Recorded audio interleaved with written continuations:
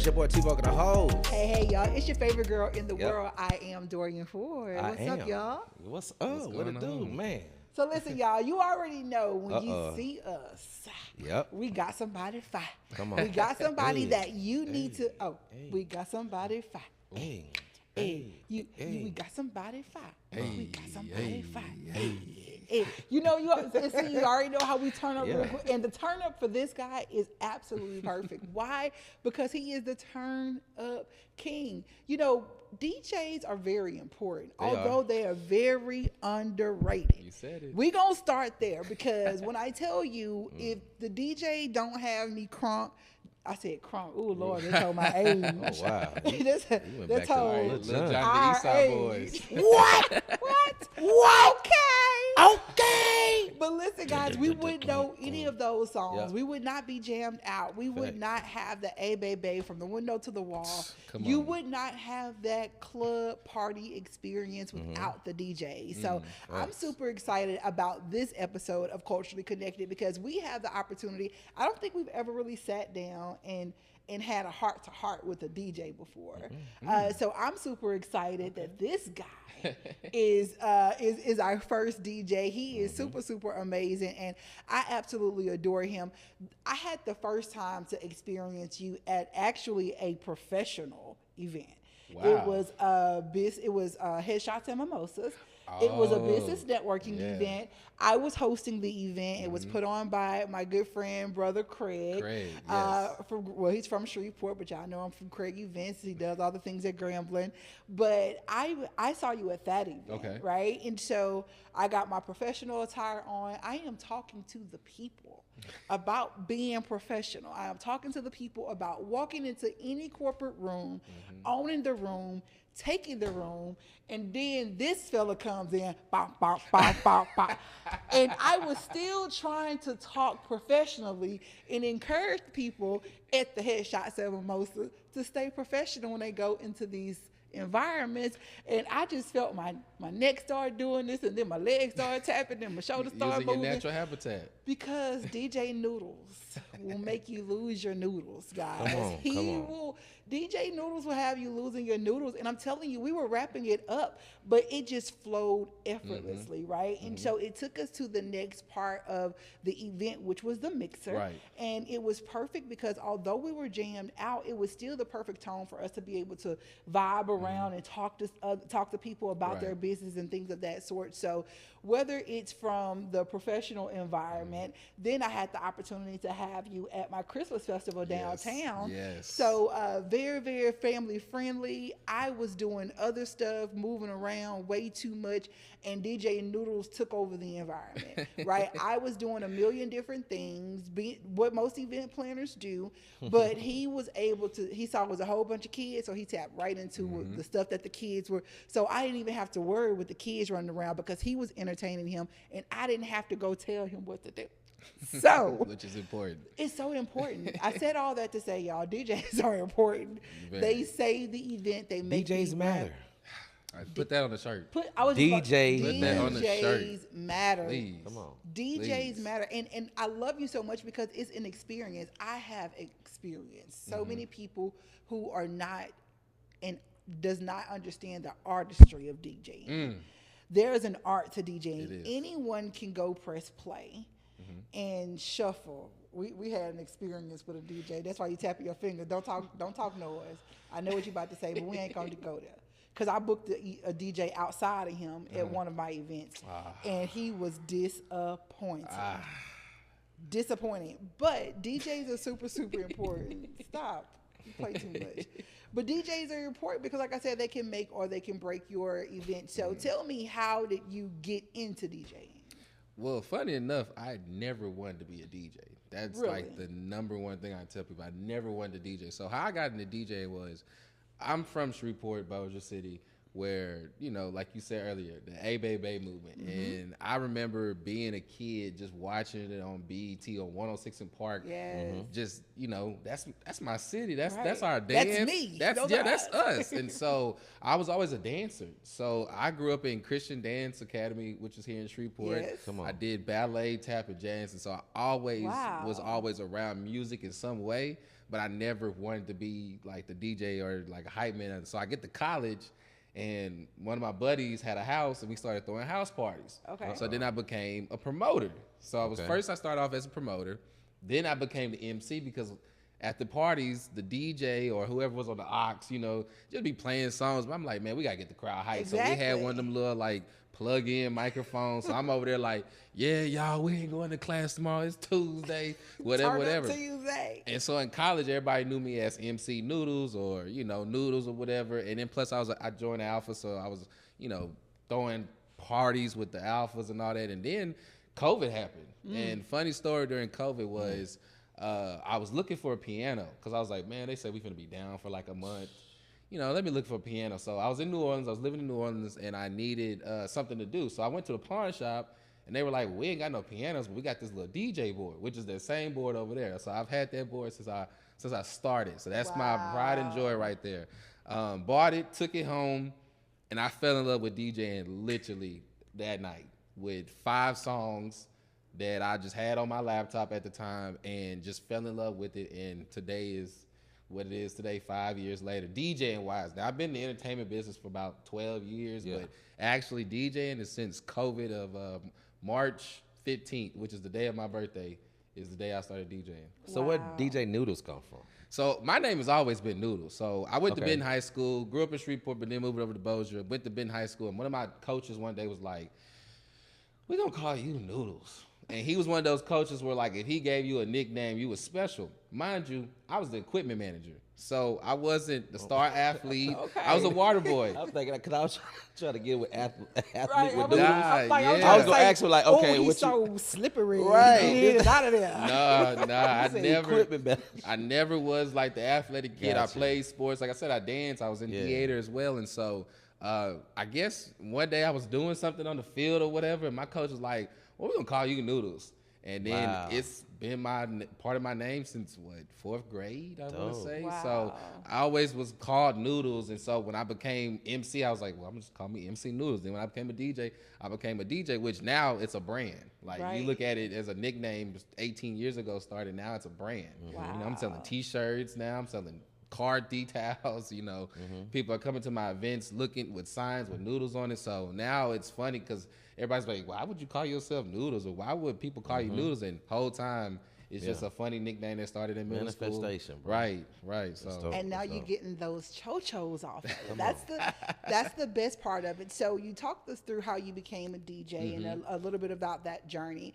But now your DJ, your career and your brand has gone to a whole nother level. Yes. Like you said, you're from Shreveport, Bossier area, but now you're in the big state of California. How did that transition happen? Because like I know you said from COVID and things of that sort, you were in New Orleans. So how do you jump from Louisiana to California? I think just being in arts, I think anybody in music or arts or dance, California and New York is always the 2 cities where you want to go to. Right. You see schools like Juilliard, or you see the actors on red carpet. And so for me, the vision was always there to go to California. But funny story, my mom is from LA.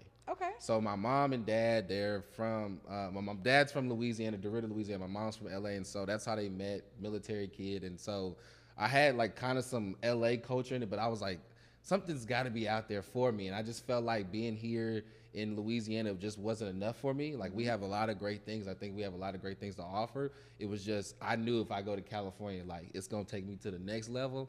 And ever since then, ever since I made that choice, going out there with literally nothing to my name, nothing to my, you know, my account or nothing, and just had this dream and, you know, wanted to see if it was going to fulfill, and the rest is really history. But yeah, it was always LA. Like, even when I was in school, before I was like dancing, I was like, I'm gonna move to LA. They were like, LA? Like, you don't want to go to Dallas? You don't go to Houston? You don't go to New Orleans? It's like, nah, I'm gonna go to LA. And so one day I made that decision, and it just kind of went. And also too, just for anybody who's out there that's a dreamer, believer, like, you got to bet on yourself.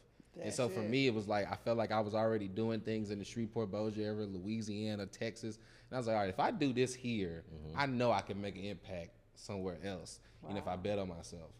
So what's been your biggest, I'm sorry. No, you good. You good. No, you good. What's been your biggest challenge from the transition from, because the cultures are totally different. Yes. You know, Louisiana culture is one of a kind. Right.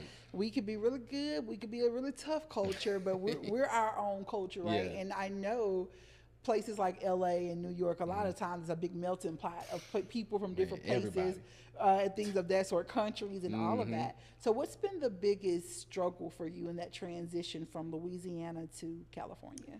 I think the biggest struggle is staying true to yourself, like remembering where I came from. I think a lot of times, like a city like LA, you, like you said, so much culture put in together, so everybody's trying to be something that they're not or something that they want to be. Right. And so for me, when I came out there, I'm still that country, that boy from that wants to sit outside on the front porch, watch the horses and cows play, you know what I'm saying? And so when they do some of the city things or Hollywood things, it's not really attractive to me because I know who I am as a person. So I think the biggest challenge is not losing myself within becoming into a culture that I never knew exists. You know, LA's fast. I mean, we go to 6 events in 3 hours, and you're like, Lord, I need to like, what happened? That. You know what I'm saying? You're like, what happened? Right. Whereas Shreveport is like, hey, everybody's geared up for this one event, for this one weekend. I'm trying to break that now. Yeah, you know what I'm saying? So let's break it, Shreveport. Come on. We can have more than one event, and we all be successful in all of them. There are some things that are going to have to go into play in order for us to be able to break that. Yeah. Yes. And I was talking to my friend the other day. I had,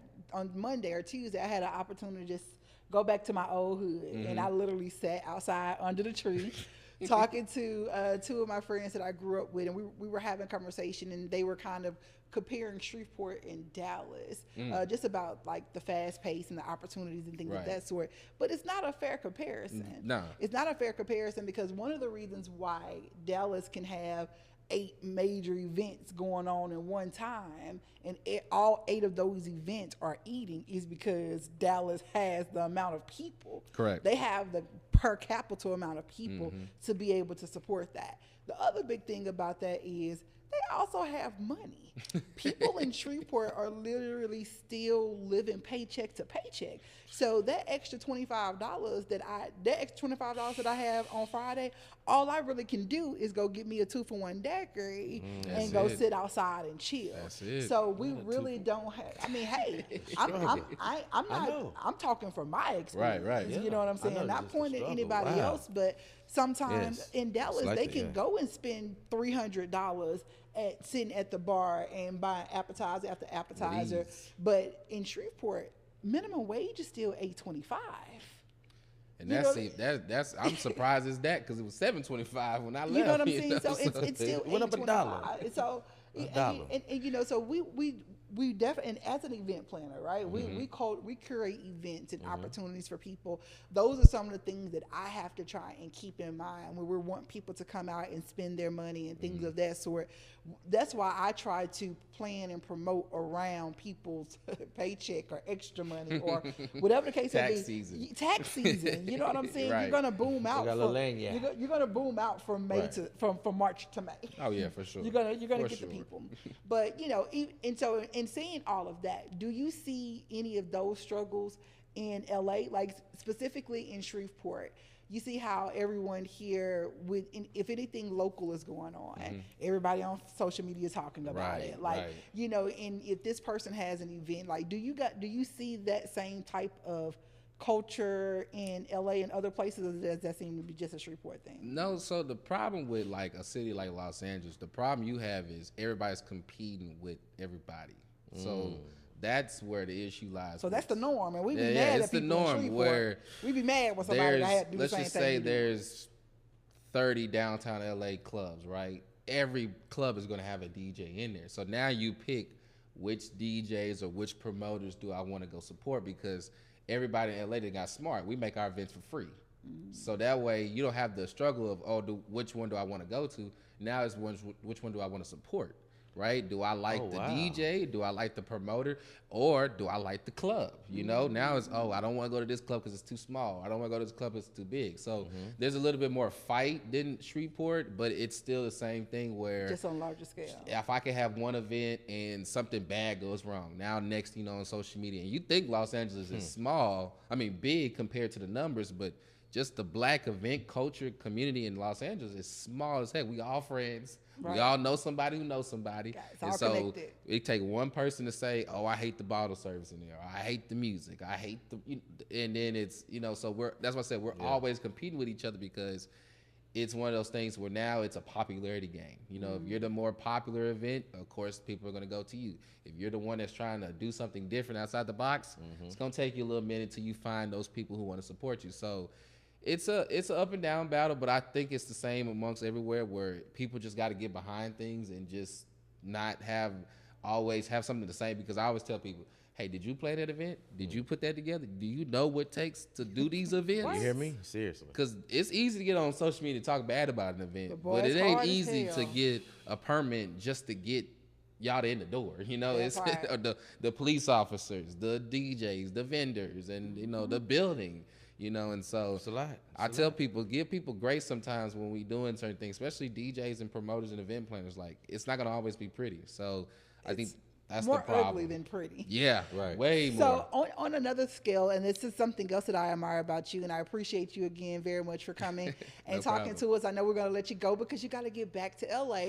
And one of the reasons you have to get back to LA, because a little birdie told us that you are officially Rock Nation, like you have something going on with Rock Nation. So again, we heard through the grapevine. How does one come from Shreveport to New Orleans to LA, now to Rock Nation? In my mind, I just see the connection of the dots, and I just see such amazingness coming along with that. So talk to us about that and what you have coming up next. Well, with the Rock Nation thing, I'm not signed or anything yet, or anything nature, but I will be doing a lot of events coming up this fall and next year with Rock Nation in Los Angeles.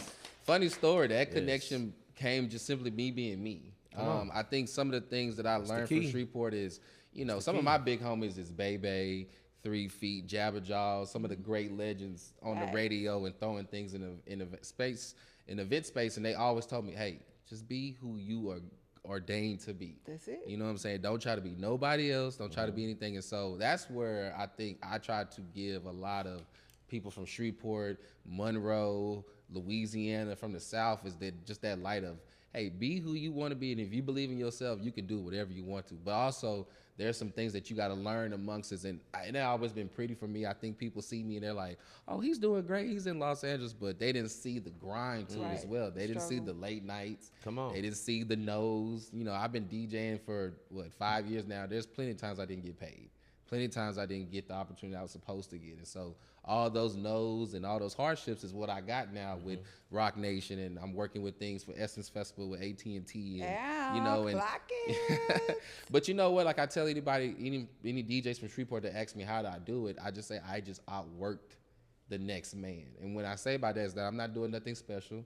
I'm just doing things that I know for me to go outside the box, because you know, we're from Shreveport. It's so easy to be here, secluded, and stay here and not evolve. And so for me, I wanted to evolve, and I knew me plugging in with the right people, me connecting with these people, eventually it's gonna pay off. And so I think that's how I landed certain things. And with the Rock Nation, shout out to the team, shout out to Ray and them. But other than that, I mean, we just, you know, and also that Southern hospitality. I think a lot goes a long way when you're just nice to people. Come on, bro. And you're respectful. I think, you know, even the people that are my age, I tell them, yes, sir, yes, ma'am, because you sign my paychecks. But just simply saying those things, they're like, okay, I can respect this guy because I know he's putting in the work to be professional. He's putting in the work to overachieve something. Now, I don't want to be just labeled as a DJ. I want to be as one of the greatest entertainers of all time. That's good. That can DJ. That you know, part, so that part. it's Don't limit me. Yeah, don't limit me. Don't limit me. You know, so that, you know, and I'm from Shreveport. Doesn't mean nothing. You could be from Minden. You could be from New Orleans, Lake Charles. You could be from anywhere. Yes, sir. You believe in yourself. I mean, that's all you need, and that's all I've ever needed. That's all you need. That's all you need. So tell the people how they can follow you on social media. We definitely want to follow your grind. I'm gonna be at Essence too, so we gotta make sure. Come on. That we connect. You taking me? I told you. I gotta let y'all know.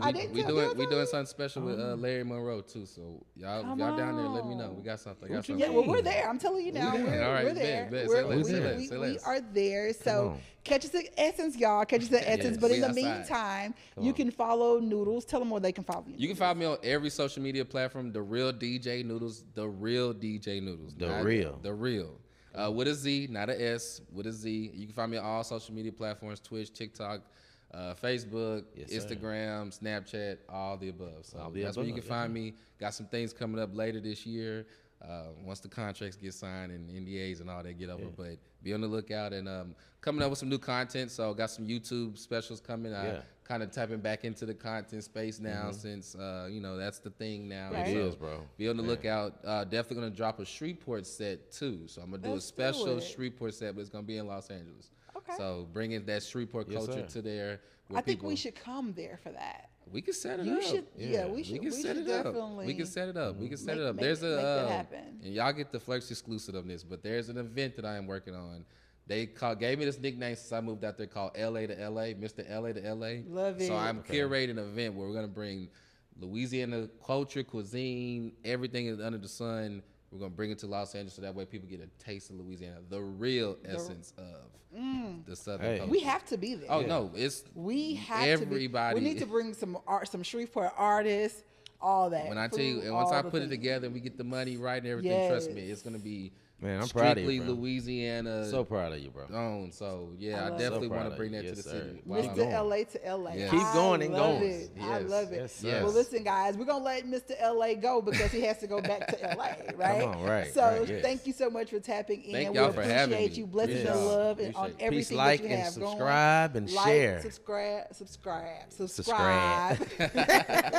Yes. And comment below, guys. We love you, but don't forget you gotta love yourself. Peace. Got it.